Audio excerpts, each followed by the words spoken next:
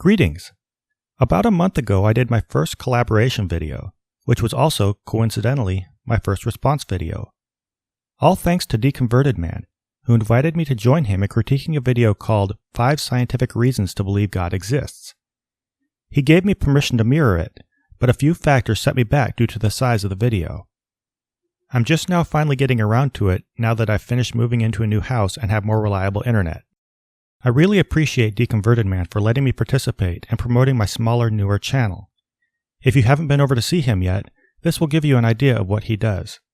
He's great at giving a meticulous breakdown of formal logical fallacies and has a ton of patience for dealing with tedious Christian videos. His step-by-step critiques are worth listening to, so I'd encourage you to go take a look. I could see getting addicted to response videos, so if you specifically want to see me do more of this kind of thing, just let me know. I'll always take your feedback into account. But with no further ado, here's the video as it appeared on his channel. 5 scientific reasons to believe God exists. Yeah, here we go again. Just put that into Vegas there. And man.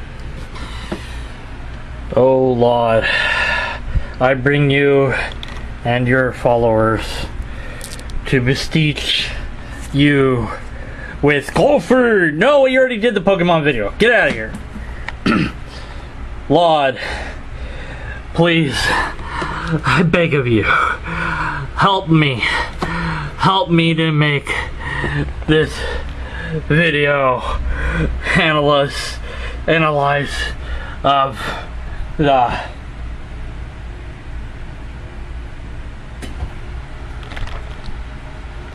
Hello? Hello? Yeah, I'm here. Who the bleep are you? You called for Zod, right? No! I asked for Lod! Yeah, and I'm his prophet. Lod? No. What the f*** is a Lod, anyway? I'm the prophet of Zod. Zod. Oh! Zod! Huh. Of course. Yeah, I bet the prayer network is all gunked up again. You pay good money at church to keep it going, and this is what you have? I mean, come on. Prayer network? Okay. You know, between you and me, I don't think churches are paying to maintain any kind of prayer network. Then what are they doing with all the money? They pay their bills, I guess. Maybe sometimes toss the poor a few dollars or give to missionaries. But mostly they just, well, keep it. No way. Way. After all, they have big fancy buildings to maintain and, well, I hate to jump to conclusions, but I can't honestly say I've seen many poor pastors. Thanks for opening my eyes to that, Prophet Zod. Anytime. So as long as you have me trapped in this little computer box, was there something you needed? Maybe you could help me out. Analyze this video or whatever. Well, that sounds like the kind of thing that I don't usually do. But hell, it sounds like it could be a bit of fun. Okay, let's dive into 5 scientific reasons to believe God exists. Let's go.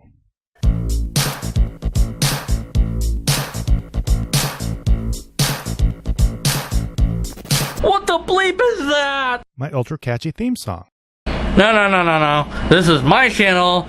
We're going to do my intro. Go! Intro, go!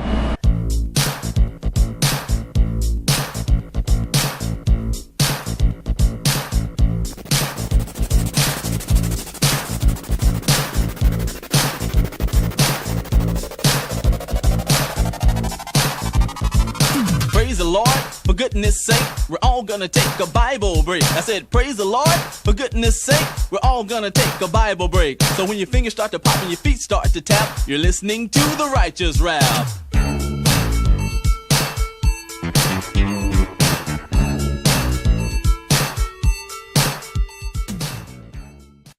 I'm firing my intro guy. Well, you can tell him he has a job waiting for him at Prophet Zod Ministries. Now start the video.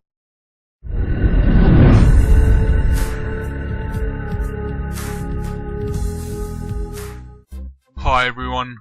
So, is there any evidence for the existence of God? Is belief in a creator rational, and does it have any conflict with science? Do you have to discard your brain when discussing creation? And is the belief in God illogical?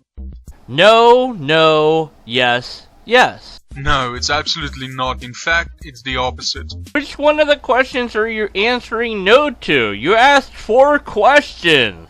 To believe there is no creator or God is more illogical and requires more faith, as you will see in this video. Some people believe God is unscientific and it's all about blind faith, when that is absolutely not true. We live in a day and age where the youth are not being shown any creation science. Youth today are not being shown creation science for 2 main reasons. 1, it's not science, and 2, it's f***ing stupid. Trust me, I know. Because I grew up being shown creation science in Christian school, during which time I slowly came to recognize it as a collection of debunked urban legends and blatantly silly criticisms of evolution. Hell, even as a Christian school principal, I had too much integrity to feed this tripe to my students. I'd like to hope this video will do something more original than dip into the familiar cesspool of tired old shit I've been hearing since 3rd grade and barf it back to me in the exact same words. But I'm not feeling horribly optimistic. How the bleep did he get out of that box? No matter. Continue the video. And there is really no reason to not believe in a creator. I agree. There really is no reason to believe in a... Wait, let's see. There is really no reason to not... Let's put this one on screen just so we can follow what this guy's trying to say. Yeah, if this uncommitted use of double negatives is ever used to state your position, there's a good chance it's not a strong position. Most times when I discuss this with someone, it almost always comes down to the person not wanting there to be a creator. Really? We're going with that, huh? So everyone that you've ever encountered, it just all boils down to, I just don't want there to be a creator. Really? I don't buy it. Even if that was true, which it isn't, that doesn't mean that other people don't have other reasons for rejecting this idea or objecting to this idea. First of all, the problem I would have would be what creator means. Do you mean aliens? Do you mean robot machines with AI that started this process? What does the word creator mean? Is it just the brute force phenomenon of nature that's creating the conditions for which life can arise in? Is that the creator? Well, no, because you want creator to have a capital C, and you're referring to a very particular type of creator. And I don't care if there is or isn't one. I don't have any feelings one way or the other. I just want to know what is true. And instead of strawmanning everybody and also poisoning the well and also appealing to the minority of one... Alright, that's 3 logical fallacies. Let's put that up on the counter there, and all my L's have turned into Z's. Of course they have. Moving on. Because there is no scientific reason to reject God. As a famous scientist Louis Pasteur said, and I quote, "The more I study nature, the more I stand amazed at the work of the Creator." Unquote. Deconverted Man said, quote, "Appeal to authority," end quote. Because that's what it is. You know, Stephen Hawking said that anything that came before the Big Bang could not have affected what happened after. So if your deity is outside of space and time, then it's before the Big Bang. But it's also not, I guess, because there's no time. But at any rate, it couldn't then cause the Big Bang because of Stephen Hawking's quote, right? Because that's totally how things work, right? In this video, I will show you 5 scientific reasons to believe in God. There are more reasons than 5, and I hope this will provoke you to do more research for yourself. So, let's get right to it. Number 5. Cause and effect. The most certain and universal of all scientific principles is that of causality, or the law of cause and effect. The implications of this principle has been fought in the theological and philosophical disciplines, but there is no question of its universal acceptance in the world of experimental science as well as in ordinary experiences. Every single effect first had a cause that can be traced to a previous effect from another cause, and so on. But where did it begin? Eventually, we have to face the question of the original cause, an uncaused first cause. I'm not sure I agree with the specific uncaused first cause wording this guy seems so fond of, but this does point us back to a basic mystery about the nature of the universe and time, which is that when you think back far enough, you'll come to the point that your understanding of how one thing causes another will come unraveled. Somehow, somewhere toward the beginning of the universe, or beyond, space and time worked in a way that's so foreign to us that it defies fundamental expectations and leads to an unintuitive reality that, at least for now, is a total mystery to us. The question is whether this fellow is going to face up to the true power of this problem and acknowledge that this mystery is a mystery, or whether he will instead skip to deceptively intuitive simplifications and leaps of logic designed to lead us straight to his God. Any guesses which way this is headed? Let's go with that cause and effect, though. Okay, what was the thing that caused the first domino to fall down? Well, in the picture, we didn't have anything. It just fell down on its own. Perhaps wind blew it down. And what caused the wind? Well, that's a complicated thing to answer. But also gravity caused the domino to fall down. And also friction and momentum and all the other laws of physics have to be in place for cause and effect to be a thing. So when we get to the point in the universe where the laws of physics break down and there is no such thing as cause and effect anymore, then all bets are off. Plus, even if it's intuitive, that doesn't make it right. How far can I rewind the cause of a domino being pushed over by myself?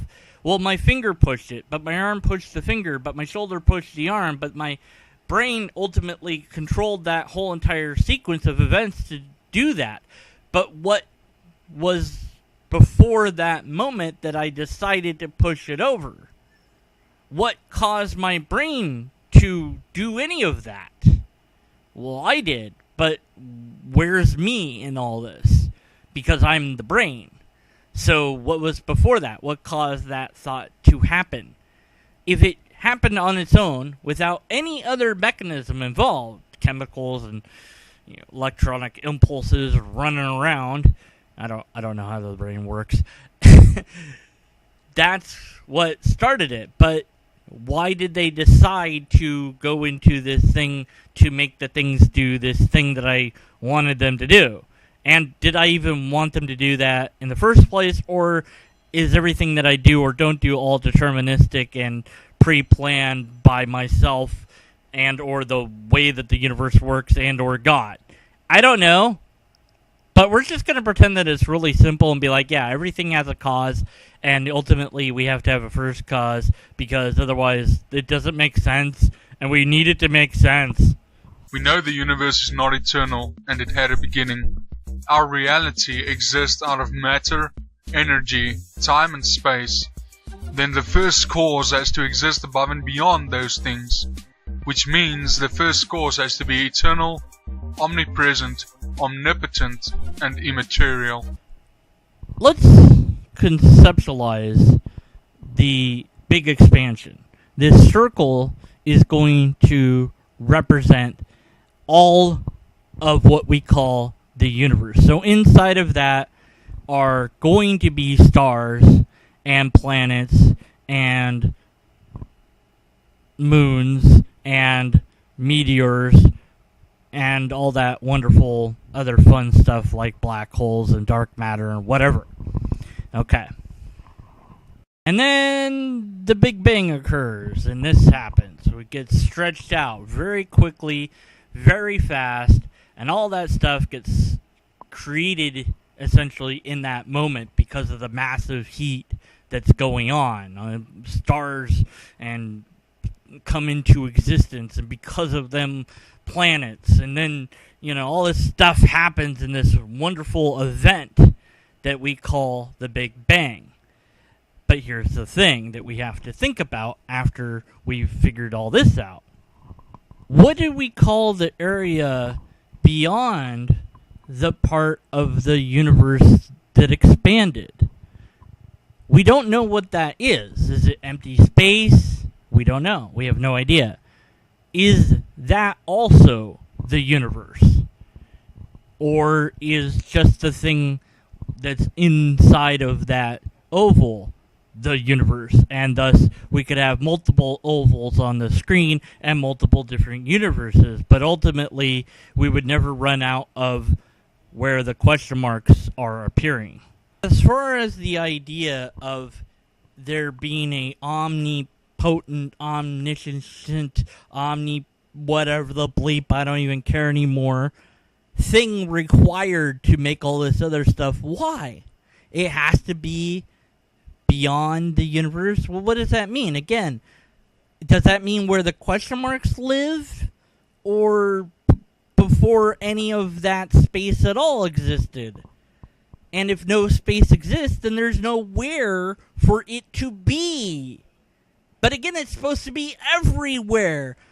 So it would be everywhere, even when a universe was being into existence of. So it would be simultaneously outside and inside the universe. How the bleep does that work? If you're going to say, well, it has to be all these things to cause the thing. It has to be outside the thing to cause the thing. Why? Why is that the case? Why does it have to be outside to cause the thing? Can it be inside to cause the thing? No. Why? Can it be an identical thing that caused the thing? Maybe a black hole from a different universe caused this universe. And that universe is very similar, or the same universe as this, except there isn't life. Everything else is the same, but no life.